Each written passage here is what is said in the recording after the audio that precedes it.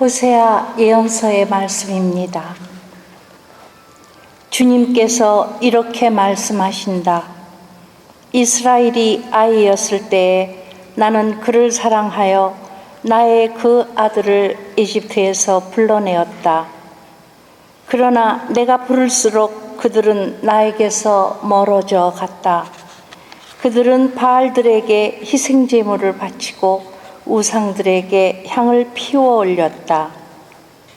내가 에프라임에게 걸음마를 가르쳐주고 내 팔로 안아주었지만 그들은 내가 자기들의 병을 고쳐준 줄을 알지 못하였다.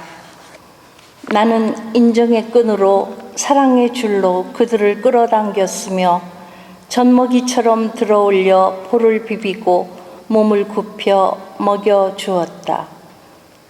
내 마음이 미어지고 연민이 북받쳐 오른다. 나는 타오르는 내 분노대로 행동하지 않고 에프라임을 다시는 멸망시키지 않으리라. 나는 사람이 아니라 하느님이다. 나는 내 가운데에 있는 거룩한 이 분노를 터뜨리며 너에게 다가가지 않으리라. 주님의 말씀입니다. 하느님 감사합니다.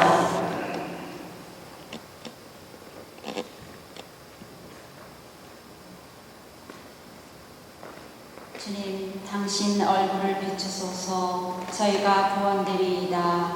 주님, 당신 얼굴을 비추소서. 저희가 구원되리이다. 이스라엘의 목자이시여, 귀를 기울이소서. 거룩들 위에 자정하신 분, 광채와 함께 나타나소서. 당신 권능을 떨치시어 저희를 도우러 오소서. 주님, 당신 얼굴을 비추소서. 저희가 구원되리이다. 만군의 하느님, 어서 돌아오소서. 하늘에서 굽어 살피시고 이 포도나무를 찾아오소서. 당신 오른손이 심으신 나뭇가지를, 당신 위에 키우신 아들을 찾아오소서. 주님, 당신 얼굴을 비추소서. 저희가 구원되리이다. 할렐루야. 하느님 나라가 가까이 왔다. 회개하고 복음을 믿어라. 할렐루야.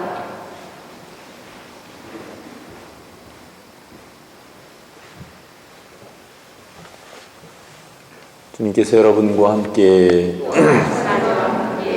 마테오가 전한 거룩한 복음입니다. 그때 예수님께서 사도들에게 말씀하셨다. 가서 하늘나라가 가까이 왔다 하고 선포하여라. 앓는 이들을 고쳐주고 죽은 이들을 일으켜 주어라. 나병 환자들을 깨끗하게 해주고 마귀들을 쫓아내어라. 너희가 거저받았으니 거저 주어라.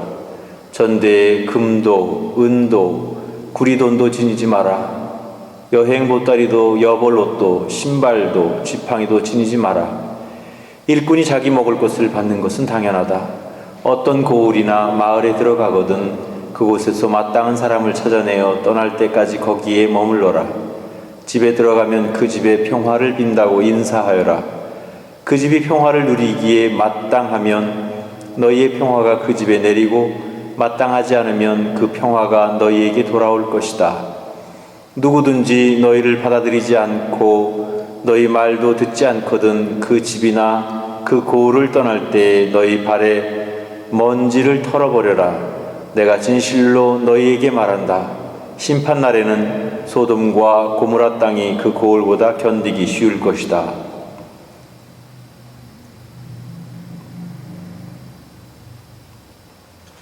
주님의 말씀입니다.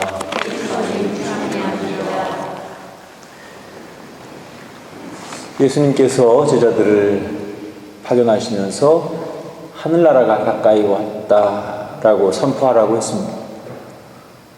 여러분들에게 와닿는 게 뭐 있습니까? 공감되는 게 있어요? 하늘나라가 가까이 있는데 어떡하라는 얘기입니까? 한번 이렇게 한번 바꿔 생각해 보세요. 네 죽음이 다가왔다. 그러면 좀 긴장을 해서 들을 수 있을 겁니다. 어떤 의미에서 보면 어떤 사람은 건강하게 오래오래 살 사람도 있고 또 어떤 사람은 건강치 못한 그런 사람들도 있을 것이고, 또 때에 따라서는 불의의 어떤 사고로 인해서 죽어갈 사람도 있을 겁니다. 사실 삶과 죽음이라고 하는 것은 백지장 하나 차이인 것 같아요. 하찮은 사이에 죽을 수도 있고 또 살 수도 있고, 또 어떤 의미에서 보면 사람들마다 다 각자 다 다르기 때문에 어떤 의미에서 그 하늘나라가 가까이 왔다는 그런 말씀을, 나에게 죽음이 다가왔다라고 생각하면 조금은 자기 자신에 대해서 되돌아볼 수 있는 그런 시간들이 되지 않을까 생각합니다. 어쨌든지 예수님께서는 제자들에게 그 파견하시면서 하늘나라가 다가왔다라고 말하라고 했어요. 그 말 속에는 어쩌면 회개하라는 그런 의미의 그 메시지가 강하게 들릴 거라고 생각합니다. 그래서 다시 고쳐서 이야기하면 회개합시다, 그런 의미입니다. 사실 우리 주변에는 아픈 사람도 꽤 많고, 때에 따라서는 불치병에 걸려 있는 사람도 있고 죽어가는 사람도 있고 여러 가지 고통스러운 사람들도 있습니다. 그러나 그에 못지않게 마음이 죽고 영혼이 죽은 사람들도 많이 있는 것 같습니다. 물론 우리는 의학적으로 보면 어떤 불치병을 고치기에는 너무나 불가능하게 보이기도 하고, 실제로 또 우리가 열심히 기도했음에도 불구하고 우리의 기도가 잘 이루어지지 않고 또 거기서 기적이 일어나지 않는 그런 모습을 볼 때 사실은 안타까움도 있고, 하나님께서 좀 이럴 때 사정을 좀 봐주시면 좋을 텐데, 그런 개인적인 그런 아쉬움과 바람도 있습니다. 그렇지만 정말 더 중요한 것은 그런 외적인 그런 병보다도 마음에 들어있는 병인 것 같습니다. 그래서 우리가 서로를 위해서 기도해주고, 또 어떤 의미에서 보면 우리들은 누구나 다 다소 마음으로 아픔을 느끼고 있고 마음의 병을 가지고 있다고 볼 수도 있을 것 같습니다. 마음이 아프지 않은 사람이 아마 없을 거라는 생각을 하는데, 그럴 때에 물론 외적인 그런 병을 기도로서 고치는 그런 기적도 일어나지만, 우리가 더 행복하게 더 영원한 삶을 지향하면서 우리가 믿는 바대로 살기 위해서는 우리 영적인 치유, 그리고 무엇보다도 우리의 시리고 아픈 마음에 대한 치유, 이런 것들이 이루어져야 되겠다 생각을 해봅니다. 그래서 신앙인들이 지향하는 바가 외적으로 보이는 것이 아니라 오히려 보이진 않지만 더 중요한 것이 있다는 사실을 우리가 깨달았으면 좋을 것 같습니다. 그래서 예수님께서도 오늘 제자들을 파견하시면서 그러니까 지갑에는 돈을 채워넣지도 말고, 또 옷도 두 벌 옷을 껴입지 말고 지팡이도 가지지 말라. 그 이야기는 오직 하나님께 대한 믿음으로 그 모든 외적인 것을 극복할 수 있다라는 사실을 우리에게 강력하게 이야기해 주는 것 같습니다.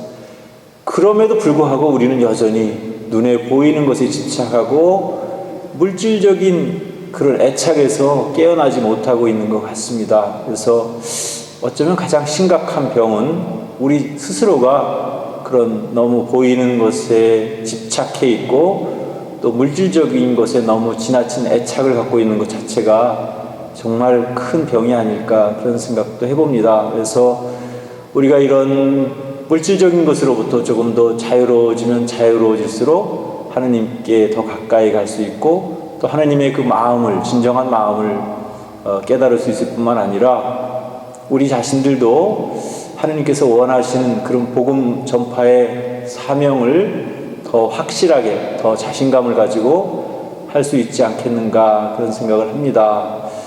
물론 우리들은 나름대로 각자 열심히 신앙생활을 해보려고 하지만 여전히 부족하고 또 우리의 복음 전파 열정이라는 것은 거의 그 식은 차갑게 식어버린 돌멩이와 같은 그런 우리 자신들인지도 모르겠어요.